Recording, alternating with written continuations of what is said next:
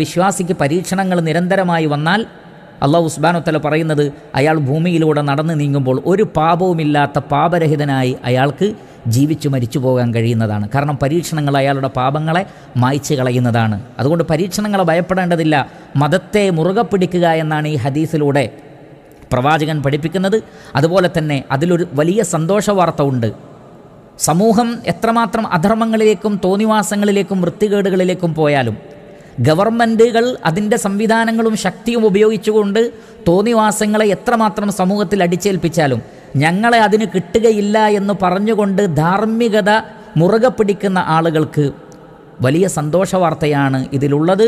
അവർക്ക് അള്ളാഹുവിൻ്റെ സഹായമുണ്ടാകും, പാപരഹിതരായി അള്ളാഹുവിനെ കണ്ടുമുട്ടുവാനുള്ള തൗഫീഖ് ഉണ്ടാകും. മാത്രമല്ല അള്ളാഹു സുബ്ഹാനഹു വ തആല നൽകുന്ന മറ്റൊരു സന്തോഷവാർത്ത, കുതന്ത്രങ്ങൾ ആര് മെനഞ്ഞാലും അത് അവരിലേക്ക് തന്നെ തിരിച്ചു പോകും, അവർ ഖേദിക്കേണ്ടി വരുമെന്നാണ്. ഖുർആനിലെ 35-ാം അധ്യായം സൂറത്തു ഫാത്തിറിലെ 43-ൽ അല്ലാഹു സുബ്ഹാനഹു വ തആല പറയുന്നത്, വലാ യഹീഖുൽ മക്റു സയ്യിഉ ഇല്ലാ ബി അഹ്ലി. മോശമായ തന്ത്രങ്ങൾ അതിൻ്റെ ആളുകളിലേക്ക് തിരിച്ചു പോകും. ഫഹൽ യൻളുറൂന ഇല്ലാ സുന്നത്തൽ അവ്വലീൻ. പൂർവികരുടെ നടപടിക്രമമല്ലാതെ എന്താണ് അവർ കാത്തിരിക്കുന്നത്? ഫലൻ തജിദ ലി സുന്നത്തില്ലാഹി തബ്ദീല വലൻ തജിദ ലി സുന്നത്തില്ലാഹി തഹ്വീല.